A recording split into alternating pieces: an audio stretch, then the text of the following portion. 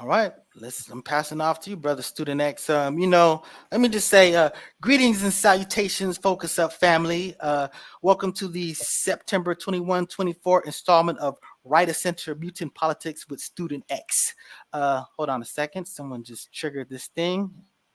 Would that be of you, Mr. Floyd X, that did this band? Okay, so anyways, I'm saying this show is all politics, global and domestic. We thank you for tuning in with us live, on YouTube and various other platforms. So catching up with us on replay, and we ask that you click that like, that subscribe, that bell, and share to support and maintain your Focus Up Fix. I am Mr. Nice Guy. Nice is in Saint spelled backwards, but and we have Brother Camille Shabazz. We're gonna bring on Brother Youssef, but the star of the show is Student X. You're gonna hear some controversial, opinions on this show that may sound like praise of polarizing figures, but we're not endorsing anybody. Our politics are not party based. We lean on policy here, and we stand on melanation. So, without further ado, Student X, I leave the floor to you, brother. Yes, sir, brothers. Well, welcome all. Just to let Brother Yusuf know, your name is spelled Bo right now. I don't know if you meant to do that, you know what I'm saying? So you might want to correct that, you know what I'm saying? Just not to give someone the wrong opinion. Give me 1 second. Give me 1 second here. Let me it's see all good. It's all good. But in the meantime, I'm new to all this, right? Say again? I'm new to all of this, right? Oh yeah, it's all good, brother. You know what? We not mad at you at all, bro. Hey, brother, looking angelic as always, there, brother. It is what it is. What's going on with my family? Oh man, we just having a good time, just dialoguing, talking some politics. This is where we do that here at Mutant Politics. Again, so we have brother Camille. On. I'm not sure, brother, if you met brother Camille before. He's been. In the mosque, a strong figure inside the mosque, so maybe y'all cross paths or not, in the past, but if he's been in the mosque, if he's been in the nation, man, I know him. Yes, sir. Yes, sir. It might not be personally, but in the spirit, right? Right. Well, I'm non-denominational now. Okay, yes, sir. right. Yes, sir. I have grown out of the confines of religion. I got you.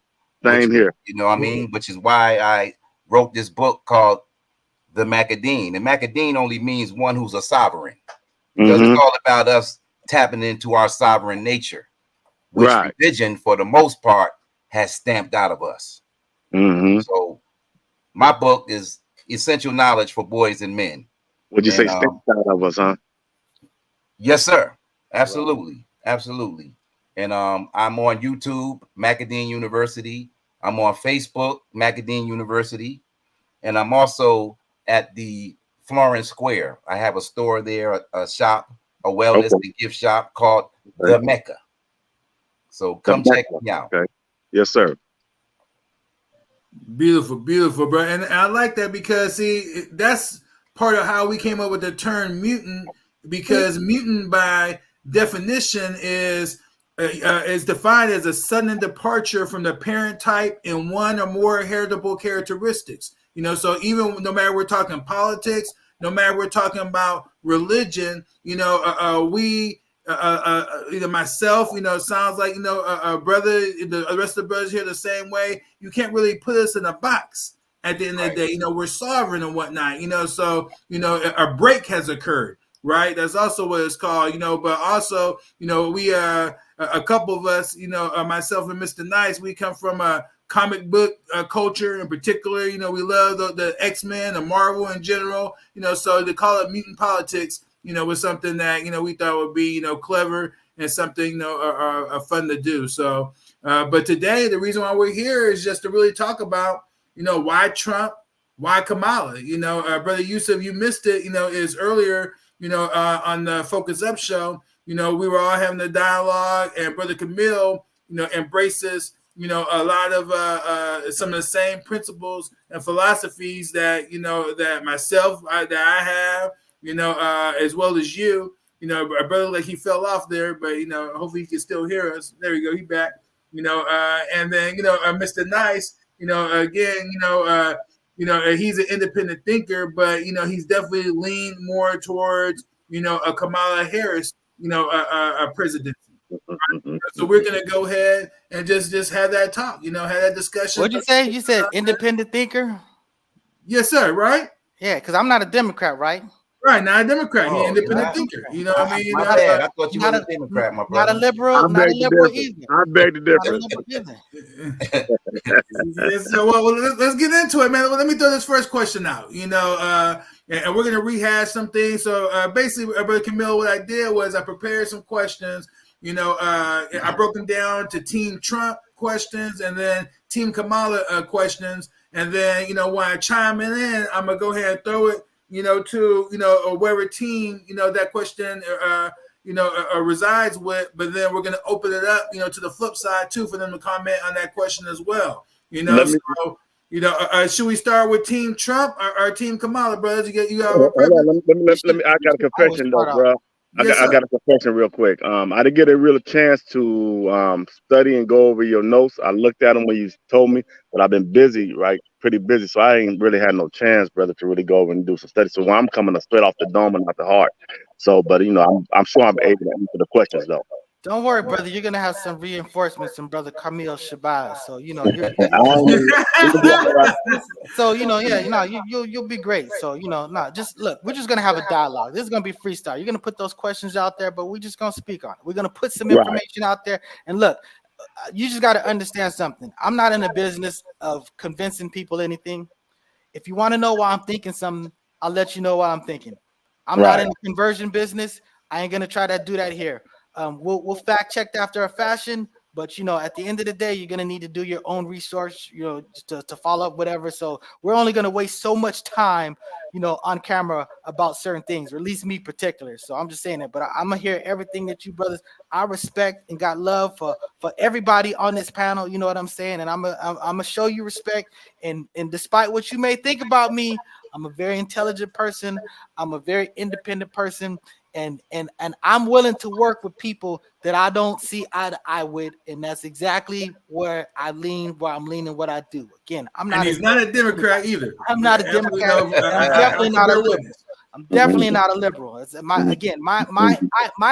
beliefs are very heavy-handed, but my beliefs actually have a specific description to say, look, this is what you guys have to do, but you can't enforce your beliefs on those. These rules don't apply to them. So as far as the way that I have to cut my hair and all this other stuff, the diet that I eat, those are my rules, but the rest of the world is not bound by my rules, as very specifically stated. So that's why you understand that despite what I believe, I try not to enforce that on everybody else. That said, let's get on, man. Let's get to the get. That sounds fair, bro. That sounds fair. And speaking of fair, the first question, Team Kamala, is it fair game to hold Vice President Harris responsible for policies and outcomes that have occurred underneath the Biden administration?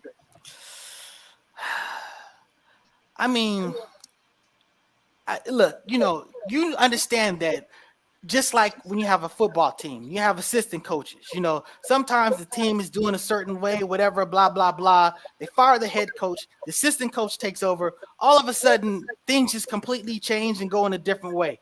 I mean, you got to understand that the boss is the boss. Just because you're the number two, a lot of times what the number two is, the job is to implement the policies of the boss.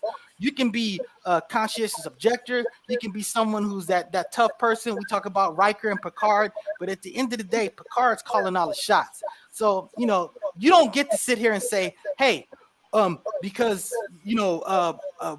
Biden, you said something about fracking, Harris is gonna ban fracking. Harris is gonna blah, blah, blah, blah. But Biden's definitely supporting fracking. You don't get to sit here and distinguish now saying like, oh, all of Biden's policies are her policies except for fracking. Nah, that's her policy. Once you start distinguishing that she's got something different from him, that's the context of what you got to analyze it. So that's what I'm saying. To me, it's always inappropriate to bind the underling to the overling to the overseer because they're the one that's in control.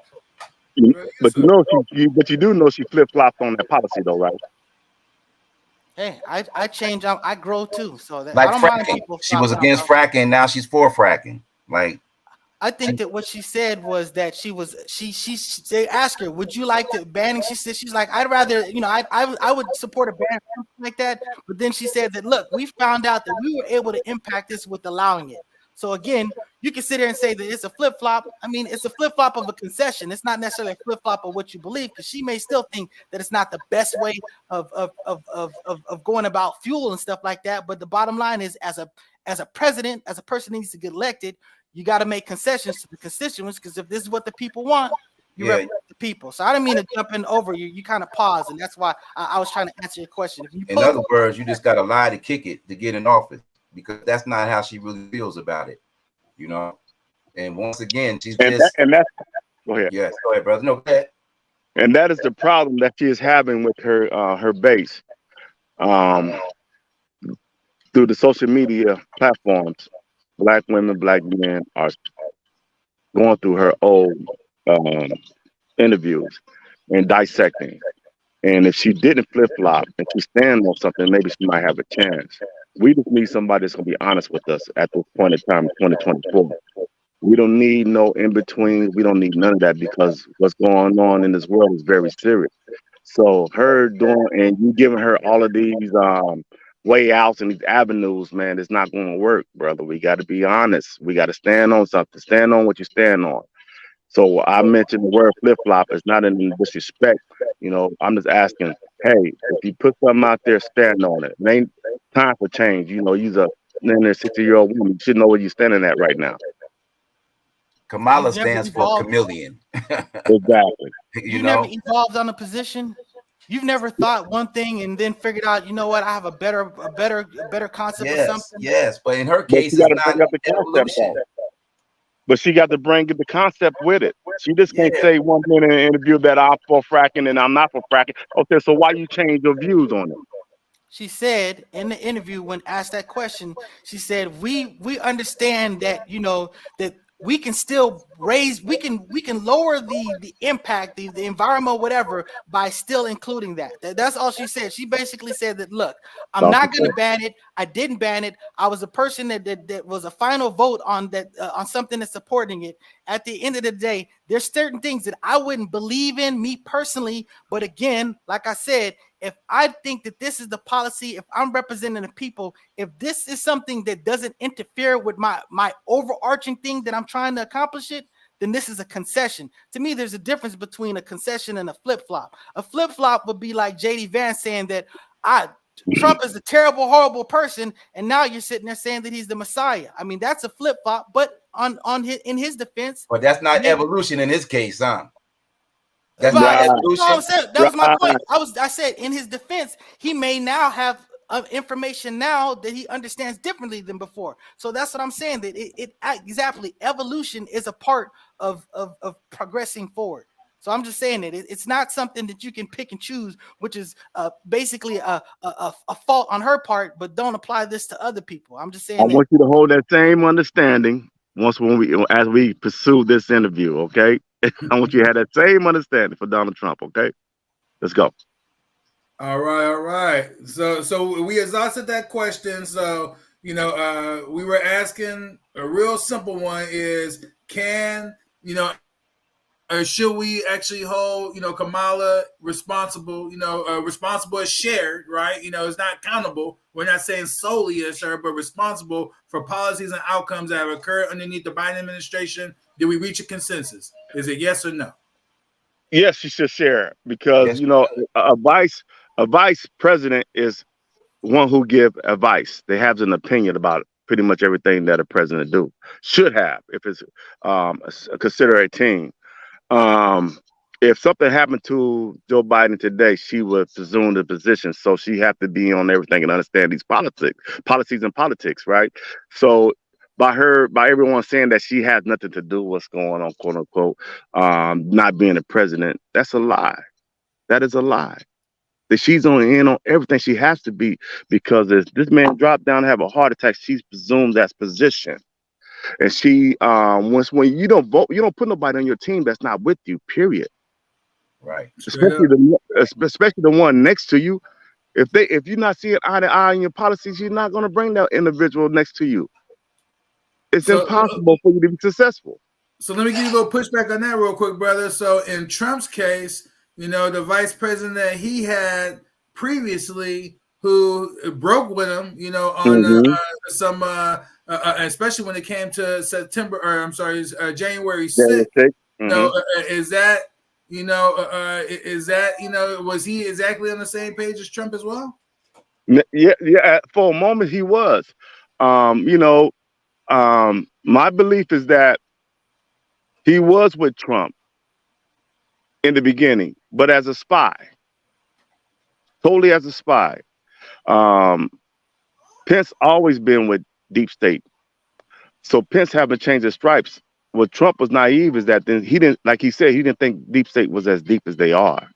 He said they had infiltrated every organization in the government, just like Operation Paperclip. They everywhere. So he said himself, he said, man, I didn't know. I didn't know they were this deep. They in everywhere. They in your government, they in your judges, they everywhere. So he didn't understand it. And Pence betrayed him at the end. So now I'm gonna ask the question: how can you have an insurrection on your own government when you are the sitting president at January the 6th? That is your government. And now I want to ask another question: is how you have insurrection where there's no guns, none whatsoever. So there is no insurrection without a weapon. Yes, sir. Right, There's right. no, there is, and I'm sitting president. I'm going to have insurrection on myself. We got to understand the spin. Right, right. So and not to mention that. Go ahead, brother. Not to mention that around 2 months ago, it was brought out that Nancy Pelosi, her daughter, filmed her admitting that it was her fault because he asked for the National Guard to be there, and she denied his request. Right.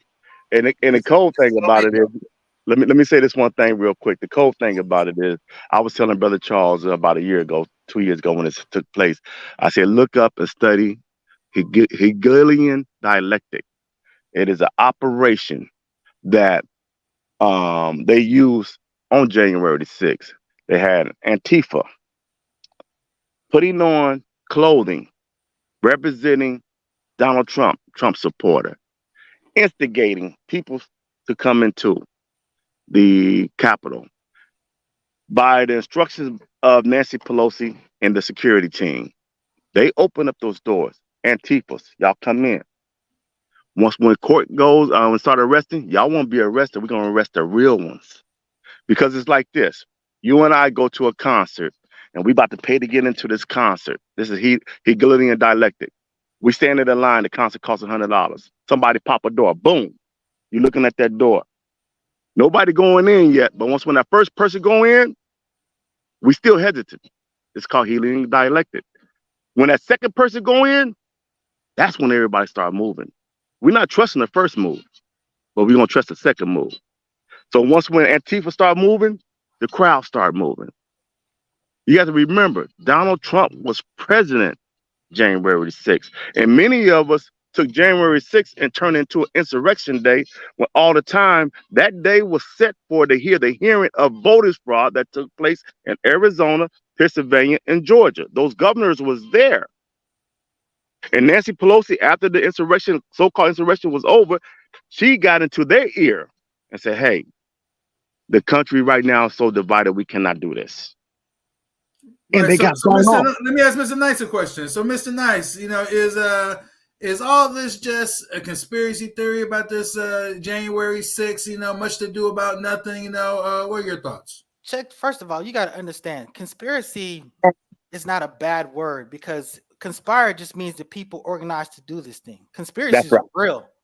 Right. Conspiracies are real. So when you talk about conspiracy theory, it should not be nothing that evokes you to be self-defensive or anything like that, because it just means that someone in power conspired to do this thing. We know that people in power conspire to do all type of things. But I'll say this: I was watching the January 6th thing unfold live. You know, people were busting in through windows. They weren't all necessarily just walking through the doors and stuff like that. They were climbing up. They were, if that's what you want to say. And I'm just saying that the bottom line is that these people were doing these things, and then they'll show you the example of the people like opening up doors and stuff like that. They were saying on live, they were saying that, you know, they're trying to direct people to different places. It's sort of like how a fire will, you know, a fireman will do burn certain things or expose certain things to just, it's a tactic to protect the people over here. So it's like when you see people opening up doors, it's not necessarily a function of saying, hey, it's okay for you to be here. It's understanding that you are overpowered and trying to deflect them and direct them from where the Senate and you know, those people actually were. So I'm just saying it. Look, you know, I can see how far away we agree on certain things. It's really not even a logical point for me to argue about. I mean, you talk about the Nancy Pelosi video, as I understand it, what she's talking about, she did not prepare in advance to have enough people there, or as far as requesting it. She wasn't a person in power to actually do that. But when things were actually going down and she's on the phone with you know, like, hey, Donald Trump, and you got to send this stuff over and stuff like that, that was the situation where there was the big wait. But again, if you don't agree with that sequence of reporting of the facts, we're just gonna agree to disagree on that situation. What do you mean she didn't have the power? She wasn't a part of her position. She wasn't the person deployed. She can see. You gotta understand something. When you're talking about someone who can get something, that's like me. I can't send the police anywhere, but I can call the police and say, hey, there's a crime over there, and they'll go over there. So there's a different thing between about sending someone somewhere in a position of power as far as making sure that you got something there. So again, what do you think about January 6th, far as it's supposed to be the hearing for the voters fraud rather than the insurrections? Let me hear your point. January 6th was not about voter fraud. January 6th was about ratifying the votes and stuff like that. No. I mean, you agree what you believe what you believe, you know what I'm saying? And I'm not saying that you didn't read something. I'm not telling you that you're not intelligent, because again, you're getting this from somewhere, okay? You understand that? I'm getting it from watching television. I was watching that day. I was waiting on the governor from Georgia to come and sit up there and tell the peoples of the world that, hey, we found voter fraud in our system. That's not what that process is about. That's not what it's about. Whether you're saying that that's something that should have been done, that's different. But this is a process that's done every presidential year or something like that. As far as everybody goes, okay, this is the such and such, this whatever, this gets ratified. You determine that this is whatever. It wasn't about, you know, them proving voters fraud. That's not what it was about. If you're saying that some people should have done that, that's a different argument. I'm not saying no people done that. What I'm saying is that I'm not saying that you agree with it. Do you understand what I'm saying? Okay, I got what you're saying. So let's table that right now. So real quick, brothers, is that we have Brother Camille. He's gonna get ready to leave here in a moment. So I want to go ahead and start this question and give him a chance to respond first. And then, of course, you know, I want to hear you all's thoughts on it as well. So, Brother Camille, who is behind the Trump assassination attempt? Is it the deep state, a lone gunman fueled by political rhetoric, or did Trump manufacture the events to galvanize his base? What do you think? I think it's like the deep state as well as the Democratic Party, the ones that's in power. I really believe that the administration wants him gone as well, because they know that he's going to win the election. You know, he has more of the black votes than ever. And it's increasing, because these days we can think for ourselves. We're not going for the same trick that we went for when Obama was running, you know, going for the black trick, when in reality, he really was the first LGBT president, gay president, with a buck, you know, with him and Big Mike. That's really a man, but that's a whole nother subject. But it's a combination of things. But it's been proven that Trump didn't have anything to do with those assassination attempts. I mean, had that been the case, with the way they're combing through everything, they would have found the glitch. They would have found where he had something, or his associates had something to do with those attempts. But it's not coming out that that was the case, because once again, they want him out the way before election. or at the very least, if he was to win, they want him out before the inauguration. And these little primitive attempts are just the beginning of some more that may be down the line. You know, some electronic attempts, some food poisoning attempts. They're not going to stop because the hit is upon him. The hit is on him. And Biden and Kamala, they're hoping that it happens. They're hoping that it happens. Actually, as a matter of fact, they're engineering. Yes, sir. They're actually engineering, you know. Yes. I told Brother Charles a long time ago, right, Brother Charles, that Trump is Cyrus in the scriptures, right? He was a very strange man, right? But he understood what was coming down the line, and he was trying to warn the peoples what was taking place with these, what we call liberals. If you Google liberals and KJV in the Bible, it'll bring you up everything about these peoples. And they always wanted to be liberated from the Most High. This was liberals all about. So when you look at being liberated and being liberal, this is the reason why they're pushing pure blockers on children. This is the reason why they're so caught up in LGBTQ community. Right. And when P. Diddy stuff come out, you're gonna find Barack and a lot of them involved.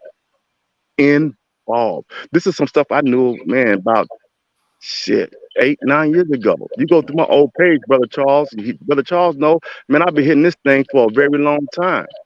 Yes, for sir. a very long time. And it's listen, we got to get caught. We can't get caught up in identity politics. Trump is trying to free the world, especially America, from the corruption. Right. Like I said last time we was on this line, $35 trillion in debt. Where is the money? Money dust don't evaporate, especially 35 trillion. Why are we suffering? Why are our taxes so high? During the Tea Party, they fought over 3% tax. Here we are as a people, sleep like Lazarus, and not fighting for nothing. Identity politics. They knew. How do you think that Lyndon B. Johnson, LBJ, was able to say, I'm going to have you niggas voted for 200 years? What you think they were going to put in the playbook? Put some niggas in there. You get some blackmail shit on it like Puffy doing everybody else and make them do your bidding. The Democratic Party is the same way. The Republican Party is the same way. The only one different is Trump. That's right. I don't mess with the Republican Party. I mess with Donald Trump because I see his mission. I read his mission. I was the first one that anybody could, Brother Charles could tell you back in 2015, 2014. I said, Trump's going to be the man. And I stood on it. And I'm still standing on it. Because he's going to free you, brother, Mr. Nice Guy. He's going to free Brother Charles. He's going to free that brother on the end from the corruption and the brain manipulation of this system, the Babylonian system. And they don't want that. Kill it. We got to kill it. That's I told right. you before, Donald Trump is the only white man I ever heard that said, hell with his own motherland. I'm not financing them nothing. And telling black men and black women, hey, y'all built this country. Y'all built this. Trump says this. That's right. Tell me That's where right. Joe Biden will tell you that at. Mr. Nice. Joe Biden's gonna tell you you're not black if you don't vote for him. You never, ever heard Kamala Harris mention God in none of her speeches. True. Mr. Nice, jump in here, bro. So, you guys have been freed from religion, right? We've been free. Mm-hmm. Religion is a construct. I'm just saying, you know, I'm just saying. Religion is a construct. Well, we have been free from the control of religion. We able to discern. We able to have discernment of our own now. We are our own preachers, so we don't need no masters no more or no teachers. We understand. See, there's the thing about it. If What you're is it? going to be appealing to the masses, and some of these people believe in God, some of these people don't believe in God. You know, you don't necessarily need to make it about that. It's not. I mean, that there's sound strategy in doing that. I've absolutely heard her reference to, you know, God and that stuff. So I'm just saying that's not been my personal experience, but I wouldn't fault it, because to me it would be, if I were to be president. Look, check this out. I wouldn't want to be president. because in order for me to be president, I'd be forced to do things that I wouldn't really want to be about doing. But I would feel Right, corruption, like Kamala Harris and the rest not of them. corruption. It would be about representing the people's interests, and my interests don't necessarily line up with the people's interests. So Hey, that's what if Trump I'm going to is. be a president, if I'm going to be a president for the people, there's certain things that they want that I don't think that they should do. But I mean, I'm gonna let grown-ups be grown-ups. So I'm just saying that to me, it's not a function of me enforcing my beliefs on other people, because again, my particular belief says I can't do that. So that's why I'm saying that, it's if you represent everybody, there's strategy in not isolating people. So I'm just saying the fact that you're saying that you don't hear her say the Mm. word God or something like that, I mean, to me, that sounds strategy. But Good. what's happening? Mr. Nice, what about these Trump assassination attempts? Who is responsible for this? Look, I think the people that were responsible for both of those attempts were the people that attempted them, but I definitely believe that it's very logical and rational that people in power saw this, sort of like how they did with Malcolm X, and just kind of let it play out. You know what I'm saying? So I'm not disputing that people in power would want him to die, but I don't have any evidence that shows me that Biden or Kamala Harris. KJD, Kennedy, Booth. Listen, Booth was killed. Lincoln was the first Republican that was killed, but he was killed by a Democrat. You look at Kennedy, and you study what's his name? Lee Harvey Oswald. Yes, he was one of those people as well. He was a Democrat, right? But he was one of those people, if y'all understand the J word. You got to look at everyone who's been assassinated, including Martin Luther King, Malcolm X. It was all done up under Democrats and Democrat control. Go research it for yourself. Yeah, Brother Camilo, can you address the Malcolm? Mr. Nice brought up that the Malcolm attempt on his life. Well, not attempt, the successful attempt on his life. It pretty much said it played out the way it played out. The government had nothing to do with it. So go ahead and address it, my brother. That's what you're saying. You saying the government had nothing to do with it? Come exactly. on, man. But if the government didn't have, I did not say that. Okay, let's clarify. I said that they knew darn well what was going on and they didn't stop it. I'm saying that they saw the things playing out and they let it happen. You know, they were part of the orchestration.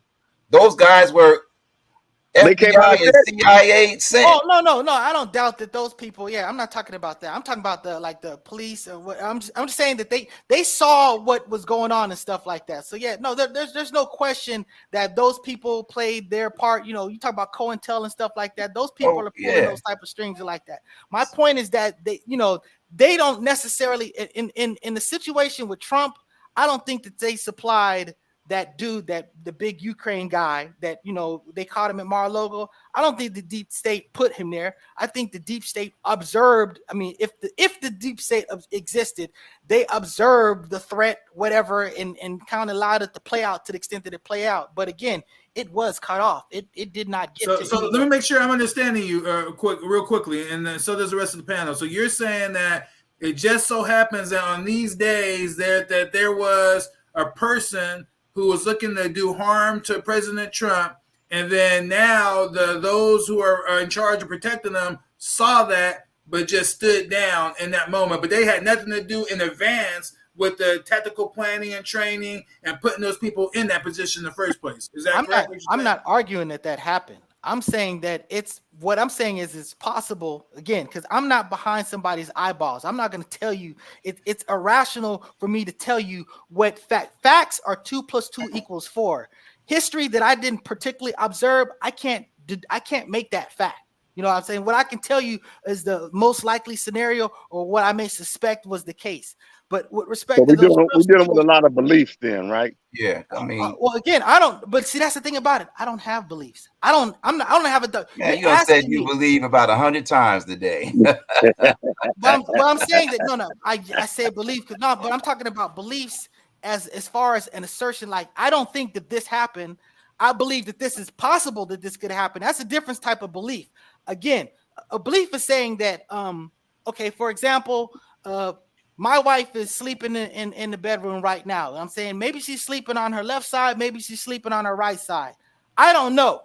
So this is what I'm talking about. When I don't have the ability to lock something down to fact, I don't have a belief on it whatsoever. But you do know that she's sleeping. That's the bottom line. That's what we're dealing with. I'm speculating. All right. I don't know. She could be up. I'm just speculating. All right. Okay. See, that's what I'm saying. I don't have those beliefs. So when you see me say the word beliefs, I'm talking about I believe of perception of something. I believe in a possibility of something. I'm not telling you what actually happened if I don't know for a fact it happened. So That's what's what the I'm likelihood of a person getting struck by lightning 2 times? I don't know.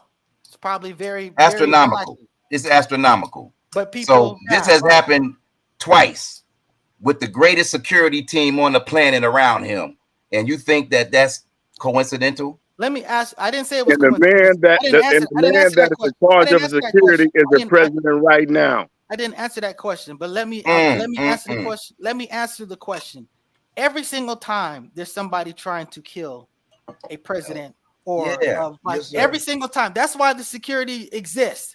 And when they're on top of their business, it's very difficult. And when they're not, opportunities present themselves. Right, when they're not, as obviously they weren't, right? They weren't. Even though it just happened 6 weeks ago, it's a fact have them at an alarming level of security. It's a fact that they weren't, and they acknowledge that they weren't. Mr. Nice Guy, Mr. Nice Guy, I'm going to have you by the end of this here interview admit that you are a liberal Democrat. Oh, man. Except that I'm not.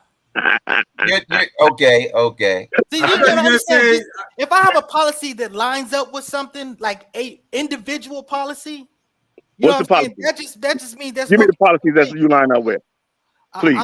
Environment, like using solar power and wind, solar and energy, stuff like that. Using. Did you see what Israel just did with solar power?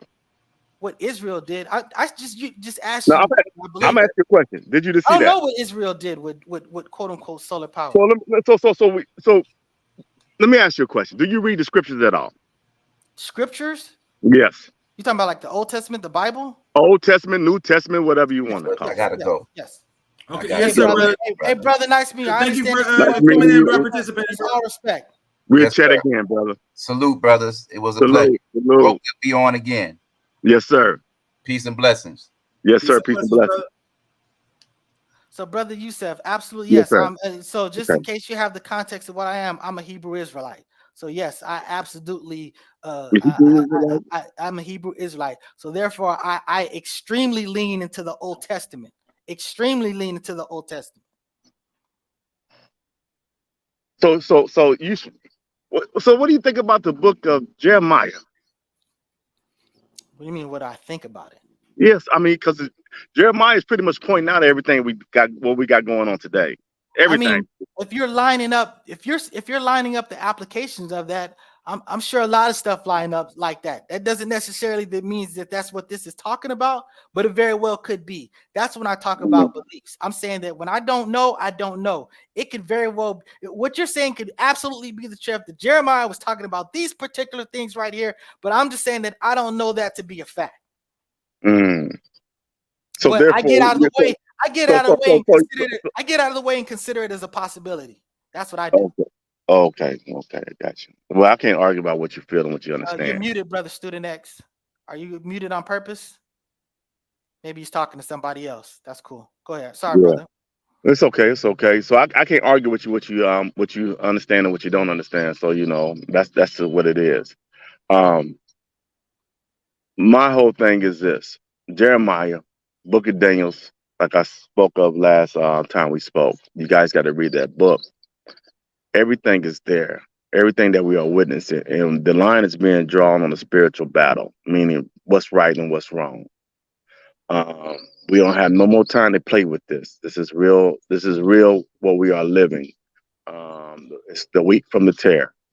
Everyone's gonna have their own perspective. Of course, they're gonna have their own belief. But in the situation what Most High He want us to know. No longer believe. The belief system is over. The belief system died in the age of Pisces. We are in the age of Aquarius. And the age of Aquarius is I know. So we got to dig deep to find information so we can know. We can't go on perspective, beliefs, and all these other things. So we got to know what this is, man. You got to be able to see what's going on. That's what we call discernment. So, brother Yusuf, Hello, Let me family. ask you this question. This is a perfect segue. Do you believe Trump is All right, doing how the y'all will doing? of the Almighty in this hour? It is. I'm doing a Zoom right now, so I was just waving at you guys. All right. Go ahead now. What'd you say, brother? I said, so it's a perfect segue. Do you believe Trump is doing the will of the Almighty in this hour? In this hour, he is written to do his will. Yes. And not Elaborate. hold on, not to mention, What is not to mention, and not to mention though, and Joe Biden is also the will of the Almighty. This is called the wheat and the tear. It's a line being drawn. You got a captain on this side. You got a captain on this side. You weighed out what their policies is and what they're trying to push the peoples to go along with. This is the end.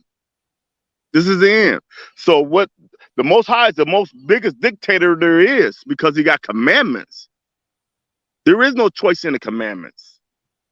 He said, at this time, when you start seeing these signs, know that I have arrived and I am present. So therefore, there's some things that you're not going to be able to do that you used to do, that you say, hey, I had the freedom to do. Those days are over because the line is being drawn. And he's using these two Caucasian white men inside of Babylon, America, which is the most powerful nation on earth as far as military right at the moment, to sit up there and separate the people. Trump don't want war. What Kamala and them speak of? War, destruction. What he said that Satan want. God don't want destruction. God want to give you a choice and say, hey, man, jump on this side, you will be saved. You jump on this side, that's where the destruction is going to come. That's why he said 2/3 of the world's population will be destroyed. All because peoples on the left will continue to go left. What is left? What's the wise man? The wise man want to stay on the right side of things.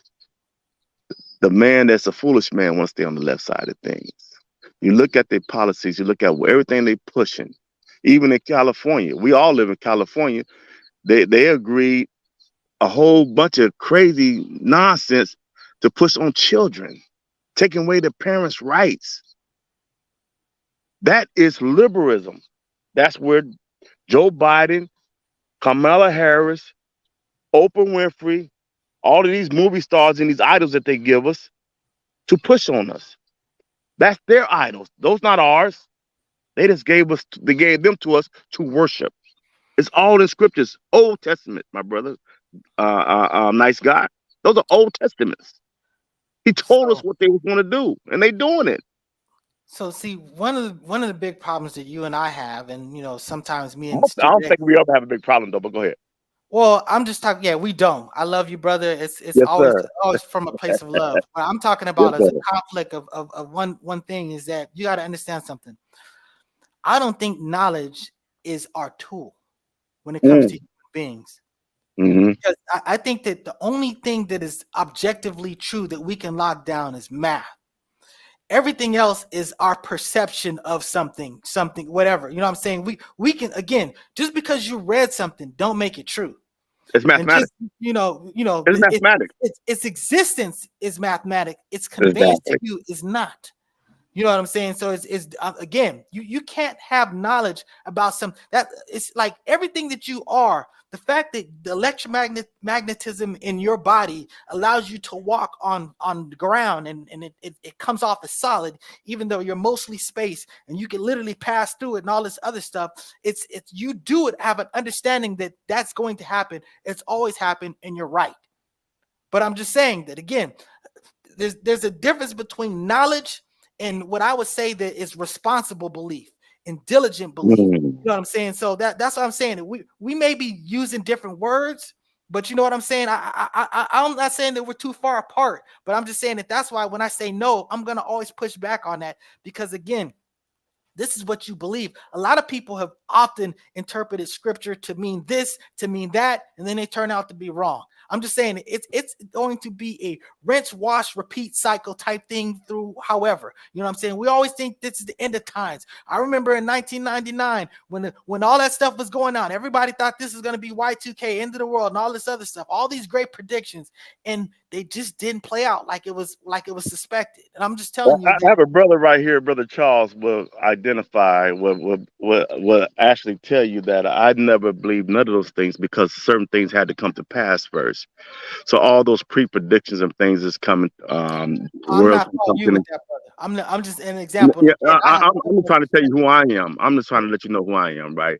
And I know Noah. People were saying the same thing about Noah, and Noah was going around with the peoples for 120 years, telling that the world was coming to an end. So what I look at when they say, "Hey, Most High said everyone would not be able," this is years ago, before cell phone, everyone would know the truth, and everybody would know the end times. He said, until that time comes, the end will not come. And I'm thinking to myself at that time when I'm reading, I'm like, how would the world know? How is this possible? Up to where no one would be able to deny and say, I did not know. How? And then all of a sudden, cell phones came with all this information on it. And it's in every quarters of the earth.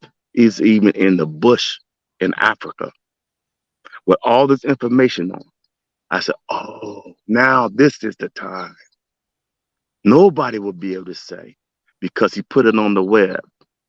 It's in the web. It's caught. Either you can let it suck your brain out or you can give you some life and make you wake up. So sometimes we look in this thing, it has gambling, it has pornography, it has everything in it. It could suck your brain out like a spider web on a web, get you caught, suck you up and leave nothing but a whole a carcass, or it can give you life. It can teach you some things. It can tell you some things. Now the whole world's able to see who the devil is and who the Most High is. What is principles? What is morality?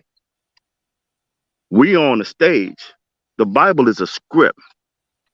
And now the end of that movie is playing itself out. Now it's all about what side you reside on. If you reside on the left, what did it tell you in the scriptures about the peoples on the left? It's there. Google it. Those on the right, we understand. We're not into identical politics. I understand that Trump is like Cyrus. Everything in the Bible is metaphoric and allegories. Everything, including Jesus. Because in the Bible it said, look for a man like this amongst yourself. Not saying that he came. It's a script. The actor's movie has been written. But let's see who's going to play the role. We get caught up in semantics and all the other madness, right? We got something to stand on, Israelite. You got to stand on this truth. You got to go back and do some digging. It's in you. The discernment is a little off. It's in every last one of us. It's in every last one of them. This is the end time. Look at it. Wars, rumors of wars. Israel will be surrounded. What's going on with MAGA? Who's MAGA? Russia, the bear. China, the dragon. It's all playing itself out. Look at Revelations deeply. This is not something that I'm want to sit there and say, hey, this is some shit that I'm making up. No, this is straight from the Most High. The words that you written, the words that Brother Charles written, way back in the days in your avatar days, baby. You've been here before and over again. This ain't nothing but a simulation. And it's going to keep repeating itself, like you said, nothing new under the sun until we get it right. We got to understand what this thing is truly, really all about. Donald Trump is not your enemy. The Democrats is the enemy of humanity. And we got to destroy that. Go ahead. I digress. Okay, see, that's the thing about it. You have a rebuttal or you want to go to the next question? My rebuttal would be that, look, this is the problem with that type of stuff. When you're interpreting, when you're interpreting, again, I'm not saying it's not true. Mm-hmm. So don't again, like I said, I'm not disputing you. Everything that you may see, you may be 100% correct about that. And I don't mean that you may just be in reality. I'm saying that I don't discredit that that's not the case. Mm-hmm. I'm not asserting that that's not the case. What I'm just saying that is that there's a lot of people that have done things that seem like what you're doing, and they've done it wrong. And that's why I always try to interact with people, even though I am what I would describe as a religious person. I always flow and interact with people secularly. I always try to reduce things to math.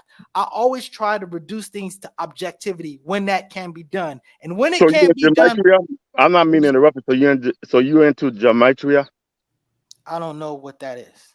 Whoa! So you can't be into the mathematics of things then if you don't understand Well, what gematria is. depends what you well depends what you refer to as mathematics. I've heard a lot of people refer to certain things in mathematics, and I wouldn't say that they are particularly mathematic. I'm talking about science mathematics. I'm talking about Science, mathematics, words, numbers, everything is I'm talking about is equated to gematria. Everything. no, I've heard about that. Life, I've heard about that numbers. stuff, but again, yeah, I don't subscribe to that. That's not the mathematic that I'm talking about. I'm talking about the mathematic as far as calculating distances and the earth and all this other stuff, the stuff that's pure numbers, not interpreting numbers. Let me define it real quick so everyone's on the same page. So gematria is the practice of assigning a numerical value to a name, word, or phrase by reading it as a number. Yeah, no, I got a dear brother, shout out to my brother, Angel, that does that a lot again. But I'm just saying that that's not something that I do. That I don't want to confuse that with the mathematic that I do. The mathematic I do is not interpretational; it's objective. It's something that people from a completely different country, the people of different language, don't whatever, still tap into. It's 2 + 2 = 4, 4 + 4 = 8. Not necessarily what they're basic math is what brother's talking about. Yeah, basic. not a representative. Let's move on to the next question then. So, brother Nice, I'm coming right to you. Has the Biden-Harris administration created the possibility of World War III? I would say that everything's contributed to that, but yeah, I would say that to me, I want to go to the heart of your question, and I would say that their policies definitely increase the chances of that, because they basically are in a position that is of opposition of the greatest nuclear threat.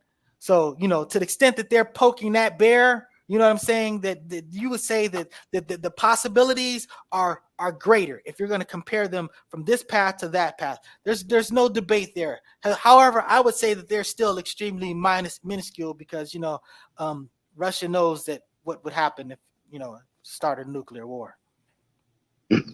Bro, Yusuf. Yes, most definitely, bro.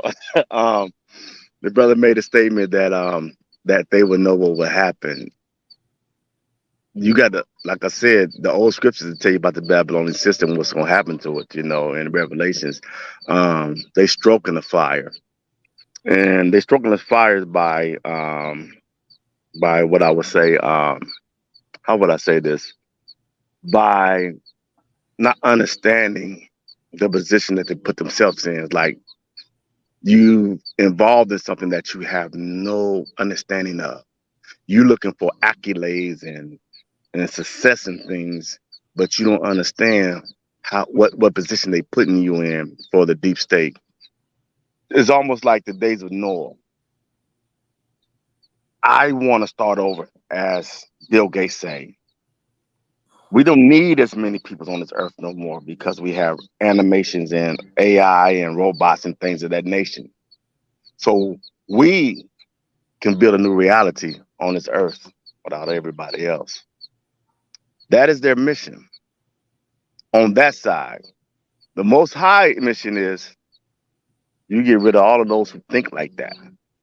You get rid of all of those who think of the destruction of humanity, period, with LGBTQ and transgender children and things of that nature. All of that's in one category. So I say this: Kamala Harris have no idea what she's getting herself into. Joe Biden never was incompetent to understand what he was getting himself into. Obama somewhat understood, because he is with them people. He was groomed by those peoples, by his grandfather, by the Bush family, Why you think Bush always giving his wife a lollipop? How can we have a division between the Republicans and the Democrats, but them two always get along? How is it that we can find photos of Bush, Clinton, Carter, Obama at the same time Donald Trump is president? Why was he invited? Those are the wings of the same bird that promotes manipulation and deception. We as a people got to see the play. Otherwise, we're gonna be doomed by them. That's why I say I'm not a Republican nor a Democrat.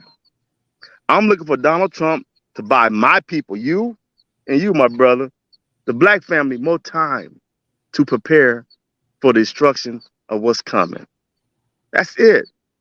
Kamala Harris is going to speed up the process by giving Ukraine more arms, telling them they can get weapons that can go deeper into Moscow, giving Israel weapons to continue to do what they're doing in the Middle East.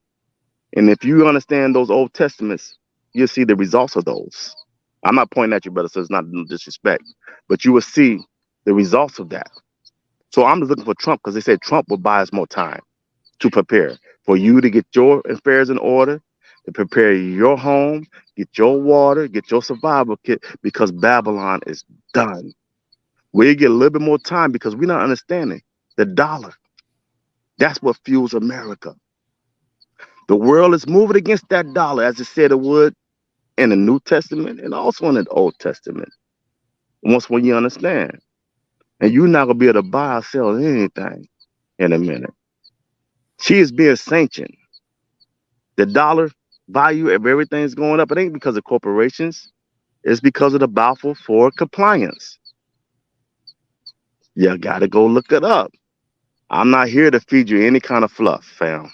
I'm here to actually try to say, hey, look a little deeper and save your family. Because Noah got a chance to save his family. You know why? Because he was in tune. He seen the storms coming. All this, what I'm telling you, is storms. It's storms. Prepare yourself. She gonna speed it up. She gonna keep financing this thing, even though it's gonna bankrupt America and anger China and anger Russia, to where now in the Middle East, where these places got rich resources, say, hey, we're not giving them nothing else. Then you bring in all these immigrants and spoil them, give them housing and everything. Then all of a sudden you take it away. Boom. Then you got 30 million people in your house that have a different language from you, that have a different culture from you, and everybody's scraping and scrapping for everything. They already start taking things away from them already in certain states, bruh.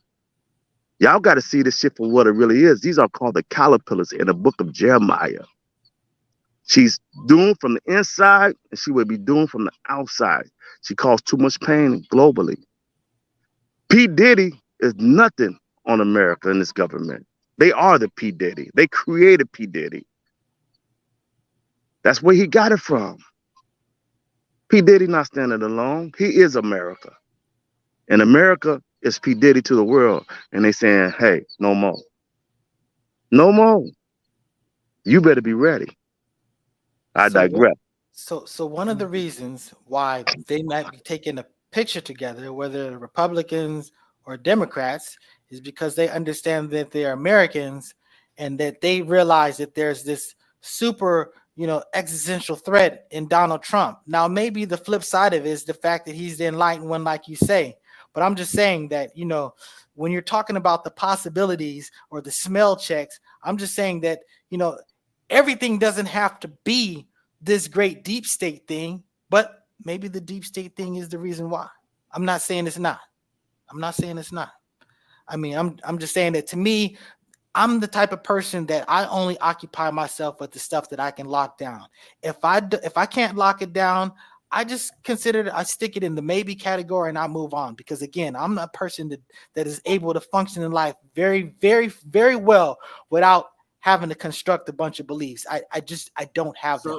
So let's do this. Let's transition to the next question, and I'm gonna give it to Mr. Nice. But before I say that, I would just respond to Mr. Nice's last comments to say that what Brother Yusuf just shared with us wasn't necessarily belief. He kept referencing, and I was listening real closely, you know what I mean? Because I'm really trying to see what I'm going to do in this election so I could play a role in this one way or another. Is it just stay out, abstain, or do I need to support one of these candidates, you know, to bring about, you know, a reality that would be best for, you know, not only myself and my family and friends and loved ones, but indeed the world. That's what I'm looking for. But brother kept referencing scripture, you know, in detail. I'm going to go back. I'm going to rewatch this, you know what I mean, and look at the scripture that he was sharing. And then so I could go read them for myself, because if you believe it's a script and it's something that didn't happen back then, but most of it was something that was to come, then, I mean, man, you know, we need to be having our eyes wide open.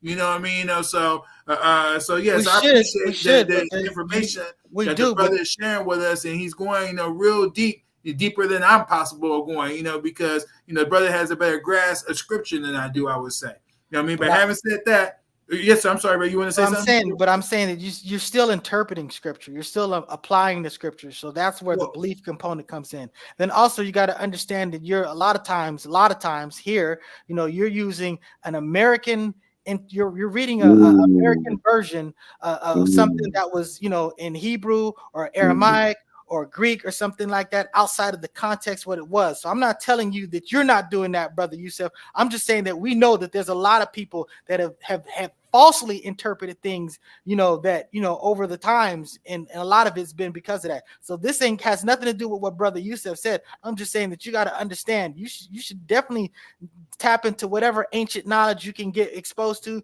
but you still have to discern it, and then you still have to get it right. Because, you know, what you just said, my brother, all that was said and has been said in scriptures. Everything you just said to me, that they said that they were, in the last days, that you guys will have this bumbling spirit, that you was, what you just said is all written. Everything you just said is already written. They're called the doubting Thomases. Read his story. Read his story. So those are the same ones that watched Noah built his ark. Because he was a drunk, they didn't want to listen to the message. They didn't want to hear him. He's nobody. That nigga just drunk, speaking babblish, right? And now people don't realize there was a second coming of Noah's situation. Read the book of Acts. It's there. They're going to party to the last day. They're going to come knock. Noah, you said it was right. Everything you said. Noah said, I ain't got enough for you. I can't let you in.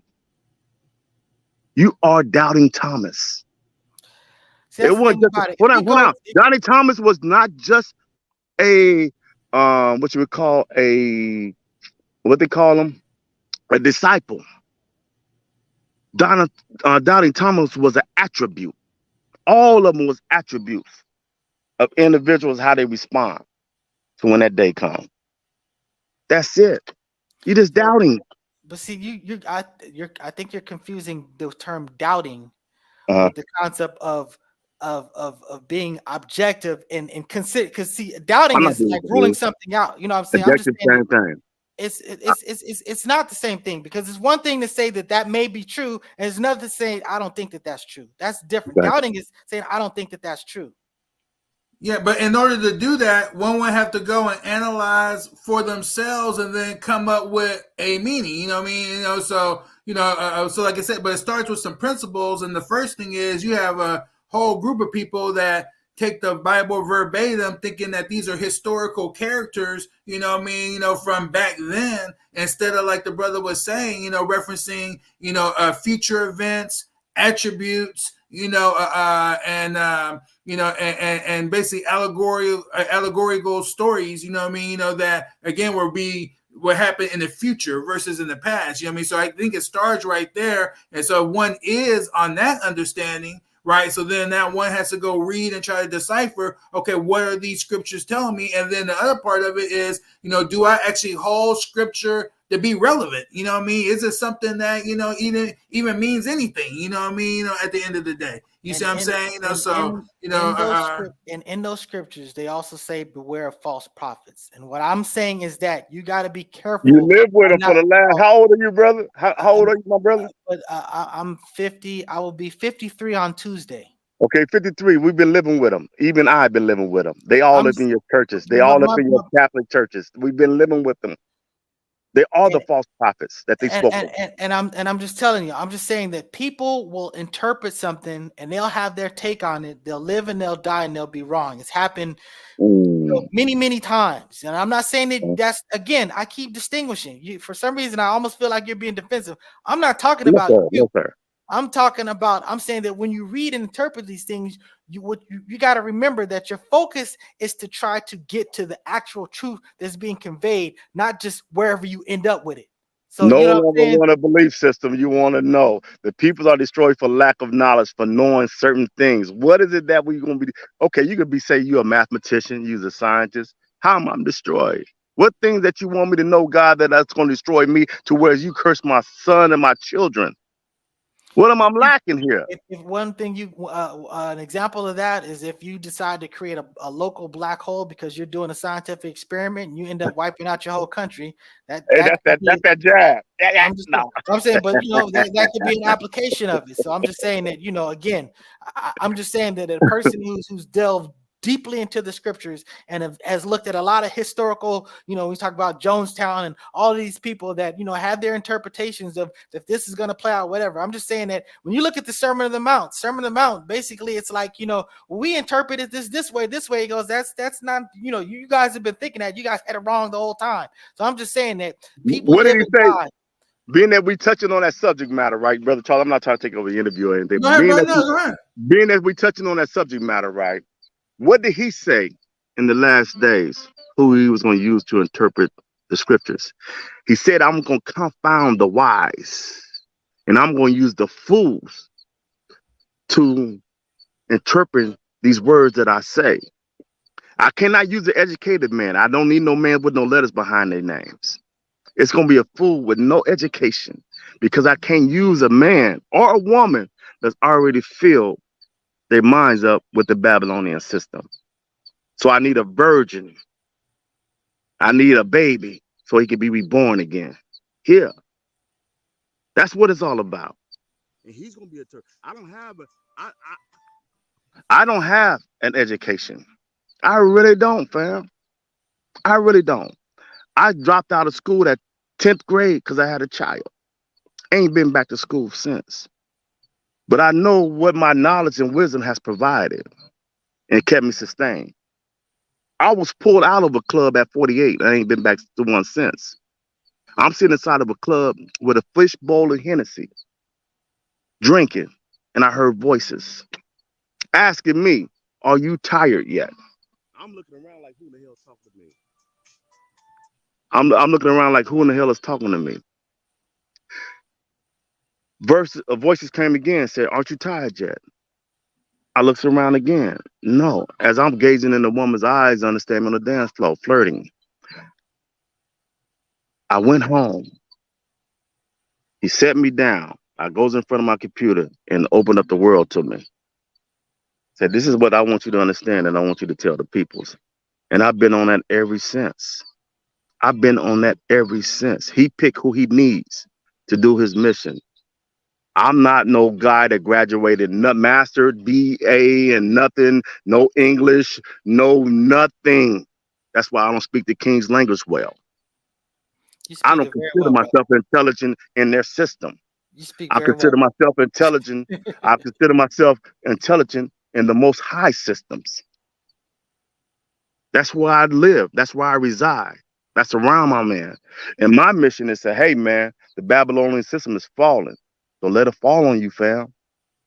Don't let it fall on you. And they got niggas as actors acting like they're your friend. Don't fall for the identity politics, my man. Get ready, because all the signs are there. They're in the scriptures. I've been sitting down since 48 and really digging into this thing. That's why I'm able to speak the way I'm able to speak and have the convention that I have. Convention. I have discernment. I'm the fool. And many of you are the fool. We the fools. The nigga that been hit in the head and dragged off into a foreign land.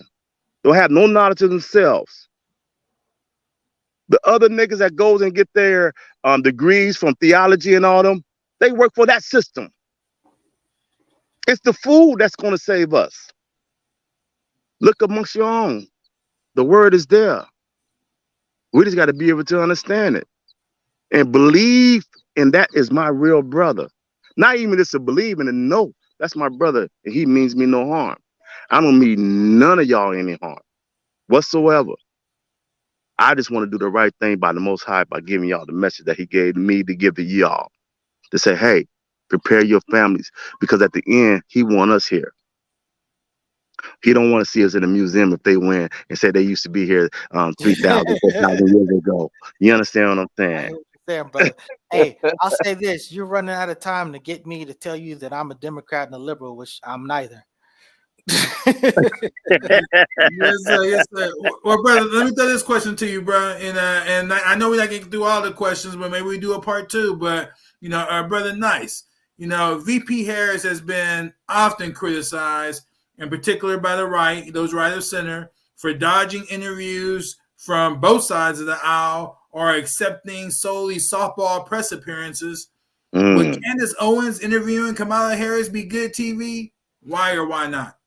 I think it would. I mean, I think that Candace Owens is kind of Uncle Tom, but I still think she's intelligent and articulate, and I think that she can present the other position in a way. And I think that Kamala Harris is intelligent enough to address her, to speak her points and whatever. I mean, again, she's a prosecutor. You know what I'm saying? It's kind of an insult to act like she can't like have a discussion or a debate. You know what I'm saying? So I think it would be great TV. And the thing about it, when you have this one sister interviewing another sister, that becomes noise. We can just get directly to the meat and potatoes, and I think I'm all for it. I mean, you guys talk about softball questions and stuff like that. I feel like, look, most of the questions I heard her ask in these softball interviews have been most of the Republican talking points. I mean, maybe she's not getting pressed after it like you would want, from like whatever. But I mean, again, I think it would be good to have that discussion with Candace Owens, because I think that she can actually articulate, the other side well enough to force, Kamala Harris to either answer it or just be ducking and dodging. Can I ask you a question, Brother Nice? Who is Uncle Tom, and what was he? I'm talking about Uncle Tom as a reference to, like, a word has multiple definitions. I'm just talking about, I understand the origins of it, why it's not necessarily applicable, whatever, stuff like that. So I'm just using something that people use to refer to a certain thing, and I'm just saying that So he's saying she's cooning. Look, is that fair? But I don't think that she's cooning. I think she believes it. You know what I'm saying? At what point do you think she's cooning? I think she's cooning to the point that she's looking for. She has an objective to validate things that she shouldn't be inspired to validate. She should be basically objectively functioning of this position where it's like, I'm just saying that, you talk about spin and people have these takes and stuff like that. A person who will look for something will tend to find it. Did you see her interview with Rabbi Shmuley? Oh, that was a great one. I think she did a great job. I've seen a lot of interviews of her where she gets to the meat and potatoes of the thing. Again, like I said, all I'm talking about is that fundamentally there are problems that I have with her, but she does a good job. I mean, there's many times where I see her making an argument. I go, you know what? They're all wrong. They're coming at her. She said exactly what she said. You guys are apple and oranges. You know what I'm saying? So she's a person that I respect, even though I believe that she's an agent for Uncle Tommy. So, you know what I'm saying? But I don't believe she's disingenuous. I think that she takes disingenuous positions at times. What's the difference between her, when you say Uncle Tommy, what is the difference between her Uncle Tommy and Kamala Harris Uncle Tommy? I think that you can make a very good argument when you talk about if Kamala Harris is buying into the notion of the LGBTQ, whatever, and stuff like that, that she's, such and such, that's not against our black interest. That's not a black thing. That's a white thing and whatever. I think an argument can be made there. You know what I'm saying? I don't think she's so much for those things as she's not against those things. That's my suspicion. I'm not going to tell you what's going on between her eyeballs, because I'm just saying that I may have my positions. I'm a position that feels like gay is actually, I think it's a natural. Remember the Old Testament Hebrew. Remember the Old Testament Hebrew. Again, Go ahead. no. Again, what our rules are, and we have a particular office on this planet, a burden to be the light on the mountaintop. So you know what I'm saying. A lot of our principles are to embodying the best of humanity, but not everybody's held to that standard. Just like when you have the vow of the Nazarite, you know what I'm saying. This is an extra office. This is an extra particular restrictions that you have to be in that for this particular function. But again, what our function is and what their function is something different. And I'm just saying that, to me, when I look at the trans situation, I sit there and go, yo, changing your body as opposed to what it naturally is. It's one thing for you to say that I feel this way, I like this way. That's one thing. But once you start manipulating your body to be something that it's not naturally is, that's when, I can't defend that. You know what I'm saying? But I distinguish that from being gay, because I do think that people are gay because, they're gay. Now, whether they live a gay lifestyle, that's something you can criticize a person for, because you can have the inspiration and the drive to do all type of terrible things and choose not to. I always tell people like this: I am an amoral person. And what I mean by that is that I'm not driven emotionally to do this, that, and the other. I'm indifferent. I'm a person very comfortable with doing terrible things. But if I wasn't so much religiously if I wasn't so much a believer in the path that I'm in, you know what I'm saying, I would be a monster, because I wouldn't have these limitations. If I didn't believe in God and accountability, I would use the knowledge that I know to completely manipulate the rest of the world to do exactly what I want and wouldn't care about it. I would only pursue what I want and wouldn't give a damn about anybody else while my time is here. But the fact of the matter is, I am a true believer. It's I'm already there. I don't have to get there. I'm at that place. And it allows me as an amoral person to still function with a high level of morality. So we lost Brother Yusef, so maybe he can catch this on the replay. But I'm just saying that's why I explained that I'm not a person that walks around with a bunch of beliefs or emotional attachment. I'm very detached from humanity. You know what I'm saying? It's just what it is. I care about y'all. I care about people, but I'm also very frustrated by people. So it's just, and I'm not a person that really feels emotional remorse. That's not something what's in my capacity. I'm sure that, I could be possibly described as a sociopath after a fashion, biologically, but not intellectually, because again, I'm really about this. I'm really a believer in God. I'm really a believer in my purpose and the things that I do and in my movement and all this other stuff. So, I'm a good guy. I'm on the side of the good, but emotionally, I could be either way. I just intellectually entrenched in being this way. That's who I am. That's why I am what I am. I'm not a liberal. I'm not a Democrat. Yes, sir. Yes, sir. So look, I really wanted to go through one more question, because that would be 3 each. The Team Trump and Team Kamala. We got 3 Kamala questions in, and I have one more Trump one I wanted to do. I wanted to send Yusuf away. We'll give him a second to come back real quick so we could just end at 12, because I know you were saying he might be out of power. Yeah, that's what I'm thinking. That's what I'm thinking. I'm thinking he might have just lost. I don't think there's no plugs out where he was at. Yeah. So, Yeah. He was outside. It looked like, what I mean. So, it is what it is. But we could hopefully we'll if the brother don't come back right now, hopefully we'll have a part 2. We can go ahead and continue to get on. We do have next week, so it's going to be Mutant Politics. This can be the follow-up. Whatever. Yeah. Well, we'll see. I think brother wasn't available, but we'll see. We'll see how it goes. I mean, we got the week and whatnot. But the last question I wanted to ask, and I'm just going to throw it to you, and then brother come in again. We'll ask him, and then we'll wrap this up at noon. Is simply, and this was for Team Trump, but is Trump a racist? I'm gonna throw it to you because brother's not here right now. So is Trump a racist? I would say his policies are racist. I believe that if a black person embraces all the ideologies of Trump and rebukes all the particularities that make him black, Trump will embrace that person just like a white person.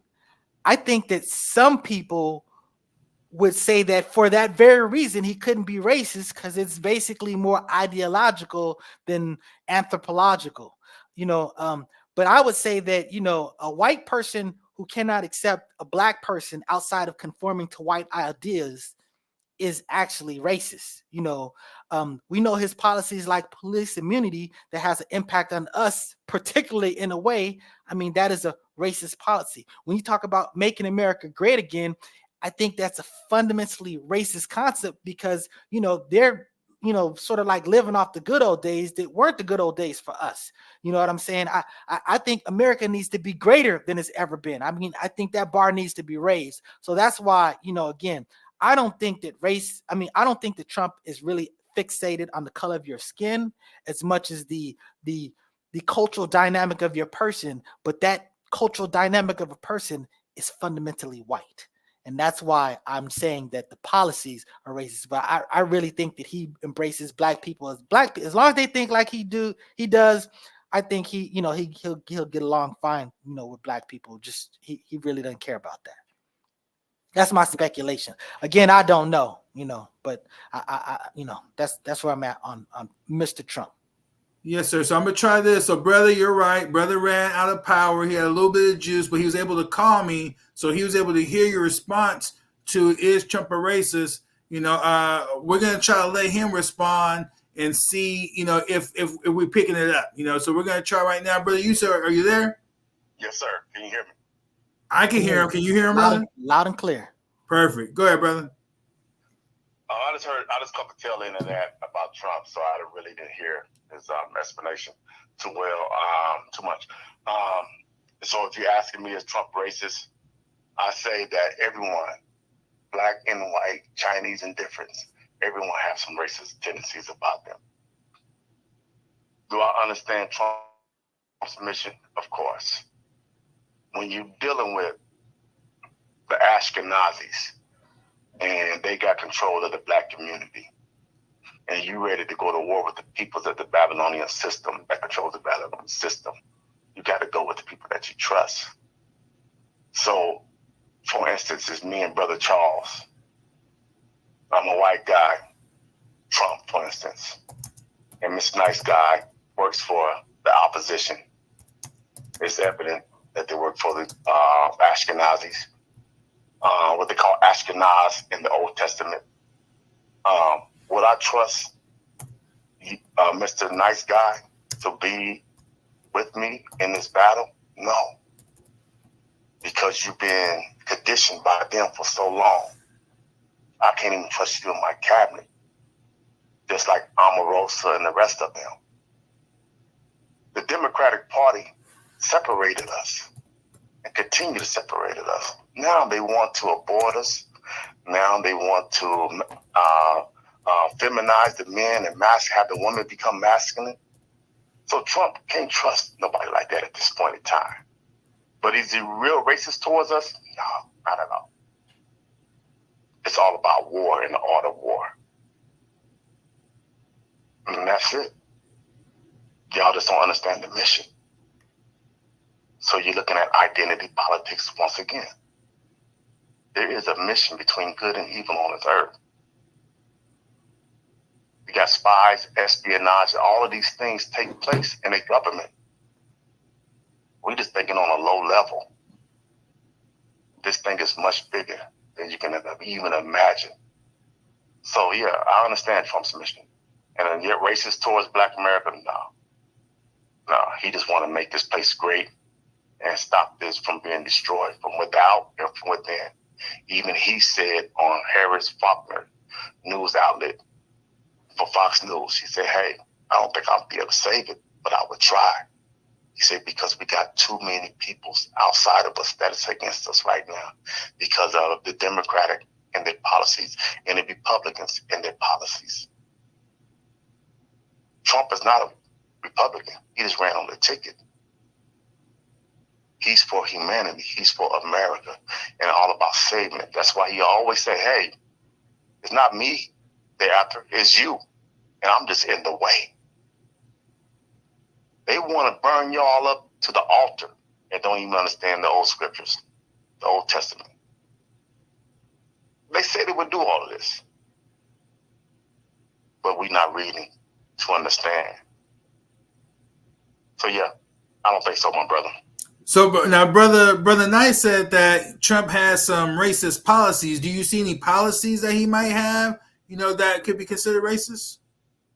No, but on the other hand, I see racist policies with the Democratic Party with this capital gains situation because it has stopped Black folks from really progressing with all these capital gains. Like, for instance, your home value over $400,000, you sell it, they want 46% of that. Anything that we try to do, they trying to stifle. They're not giving us a hand up, but they're giving immigrants a hand up. So I think the Democratic Party is more racist towards us than anybody when you really look at it. Brother, you want to respond, Brother Knight, seeing with these last few minutes we have? That didn't sound the like Democrats anything. are more racist, than the Republicans and Trump in particular. See, think about when you say stuff like, the reason why I don't like to talk about Republicans versus Democrats, because these we know that they change hats. The Republicans of Lincoln ain't the Republicans of Trump. You know what I'm saying? The Democrats, whatever, all this other stuff. Again, I'm not defending the Democrats, so why would I even want to talk about the Democrats? All I'm talking about, this person's policies versus that person's policies. I know that this person has a real problem with us telling Black people or us telling white people that the horrible things that they did to us and our ancestors has had an impact on us. And when we try to teach about this stuff, they don't even want it taught in school. So I'm just saying that, to me, I don't see how you don't perceive that as racist. When you're talking about, protesting, when you're talking about Kaepernick taking a knee, he's going, look, Black people are getting killed by these cops. They may be making honest mistakes or whatever, but they're just getting off a free pass. And, that can't be okay. We got to hold accountable to that. And I see Trump having a fit, like about, a Black person kneeling, you know what I'm saying, to the flag and all this other stuff. And I'm like, man, dude, F your flag. That's a Jolly Roger to me. I'm not pledging allegiance to that. Just even of my faith, I couldn't do anything. That was always an idol to me. I respect and actually care for the concept of America, the country of America, but the idols of America, the symbolism of that stuff, I'm not sold on that. So brother was asking, were you talking about critical race theory? Yes, I'm talking about critical race theory. I'm talking about critical race, what they call critical race theory. Again, I don't like to use their labels because I'm talking about the particular things that they have a problem with. Because when they say that, I don't want my children to feel guilty because of what their ancestors did. And I'm like, look, your children shouldn't feel guilty by what somebody else did, but they should understand and know what actually happened and how that's impacting now. That should be the discussion. Shouldn't be an issue about how your little kids feel. Can you hear me, my brother? Can you hear him, brother? I can hear you. He can hear you. Yes, sir. Okay, so it's not about them teaching us anything because the history that they gave us in school has always been wrong anyway. That's our responsibility as parents. They don't want it taught. And this is what keep us in bondage, keeping us with the slave mentality. This is where we came from. This is what we were. They don't listen. I got kicked out of high school over history. I was transferred out of one school to another because I was going at it with my history teacher because it didn't resonate with me, right? They don't teach you nothing but slave mentality thinking, that they are better than and you lesser than. That has nothing to do with your school curriculums. Your ancestry comes from your ancestors, not from the ones who oppress you. So I agree that shouldn't be taught because they're teaching you lies anyway. They teaching you that you came from somewhere else rather than, hey, this is your land. And they captured you with under the maritime law. My sons is the sharpest ones. My boys is sharp because I give them truth. They understand truth. They don't understand the slave mentality. I never was a slave, but my parents was a slave. My grandparents were slaves. They were POWs in their own land. They had to get you on the Homestead Act to release your mind from saying this is your land so they can steal it and take control of it. And that's what they did. by sending you off the sea to saying, hey, you belong to this corporation called Africa. And we brought you from back out the sea over to America. And then we give you these beautiful certificates saying that you're an American citizen. And we're going to give you civil rights, a contract under our own ignorance, under the school systems. This is not limited to the African slave trade or any of this stuff. Literally, this can literally be talking about stuff that people have been dealing with suffrage, 40, 50 years ago. So again, there's a reason why certain people were, when you're talking about stuff like Black Wall Street that happened, this is a real event that happened not too terribly long ago. You know what I'm saying? And this is the type of stuff that when you explain why we don't have generational wealth from that, is because we had our own stuff that they bombed and destroyed. So I'm just saying that, and again, you're talking about they don't teach. They're not the only teachers. There's Black people in these schools that have knowledge and information, but they're not even allowed to do that. So that's what I'm saying. I disagree with that. I disagree. Under the same government right now that's committing genocide in African nations, under the same government right now that's committing genocide over in Palestine, under the same government that stood there and trying to bomb Russia, destroy Russia when Vladimir Putin said, hey, Jesus is Black, and going around telling people that Jesus is Black. These folks that's waving this banner that you sit up there saying, hey, Kamala and them, Joe Biden them, they celebrate that. They did a quid pro quo under Obama and under Kamala Harris. Kamala Harris went to Africa with $100 million and said, hey, we would give you this aid if you accept homosexuality. Again, that's your interpretation of that situation. Again, I don't think that, again, because your interpretation is that they're encouraging it, and I'm saying that what they're leaning on, what they're presenting, is that they're not discouraging it. There's a big difference about that. It's not a function of promoting that this is what you should do. It's a function of if this is what you believe in. Straight up. I'd agree with that, brother. He said if you put $100 million behind something, you promote it. Not if you're promoting the freedom, not the actually encouraging you to do. If you're paying somebody to do something, that's promoting it. But I'm just talking about. But that's his job. Satan's job was to do what? To turn people inside out, upside down. You said whose job? It made right seem wrong and wrong seem right. He says Satan's job. Satan's job was to turn people right side, inside out, and upside down.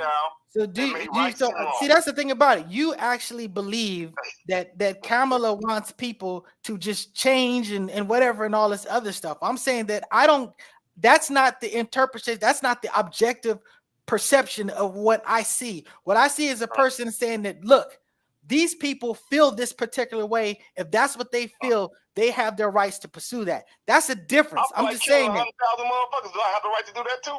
What'd you say? He said he feel like killing, he's just using an example. He's not saying literally, but I feel like killing 100,000 people, does he have the right to do that? What you have a right to do that impacts just you versus what impacts 100 million other people is the big saying that difference. The homosexuality and these transgenders going to kids' school, indoctrinating these children to be homosexuals and transgenders. Assuming that you're saying that they're being indoctrinated as opposed to they're being not discouraged from doing it. Again, I wouldn't send my kid to, I feel like, look, you can send your child to a school where they don't do things that you don't like. You can basically, homeschool your kid. Or you can also do this. One of the reasons why I put my kid, one of the reasons, what he was speaking about earlier, Brother Charles, about the school teaching African theory or whatever that was. Critical race theory? Yes, that's the same thing, my brother. The same thing. You can teach your own child. but they're not allowing you to do that. That's the difference. They're not allowing you to do that. There's a big difference between promoting something and not allowing something to occur. I can't hear him at all. He said that there was a. Go ahead, say it again, brother. Let me turn this up so you hear it a little better. with respect to critical race theory, what you're talking about, actually, what I was talking about, I wasn't trying to use that title, but I'm just saying that they weren't even allowing you to do that. I understand that you'll teach your own and whatever, but you know what? We're not the only ones that need to learn those lessons. White people need to learn those lessons. White people need to have a context of which how America came into be and how it functioned, how things got to this point. So I'm just saying, it's not. Are you telling me that these schools are teaching our children today that? I'm telling you that some people actually are, but they're not being allowed to, because again, there are black teachers. There are strong black teachers in these things that sit here and go, hey, I want you to know I'm going to go off script and I'm going to give you this lesson, because I had those type of teachers. You know, I interacted with those type of teachers that said, look, you know, I'm going to give you some realness to have for the rest of your life. You know what I'm saying? I've literally had a substitute teacher come in and go, I'm supposed to do all of this stuff, but this is what I'm going to do for y'all now. And those lessons are the lessons that resonated me with the most over all the lessons that I received in school. So I'm just telling you, whenever you can teach or speak or say something, or you have a chance to do something, it matters. It matters. Okay. So it's 12:06 right now, brothers. I think this is the perfect, time to for now put a pin in it. I think this dialogue was wonderful and great. I want to thank brother Nice being on the show as always. As being one of the producers, brother Floyd's in the background handling the business. We had our brother, earlier our brother Shabazz on. He contributed to the dialogue, and of course our brother Yusuf, taking time to go ahead and join this dialogue as well. It's been wonderful. Is there anything anyone wants to say in closing before we go ahead and shut this down? Yes, sir. Yes, sir, brother. I would like to just say this. Mr. Nice Guy, brother, I love you, my brother. I don't know you personally, but I do love you. I'm glad that, two grown men, 3-4 grown men can come together and have dialogue, be able to agree, disagree without, name calling to get all hyper, you know what I mean? So, I'm willing to do this anytime with you, brother, you know what I mean?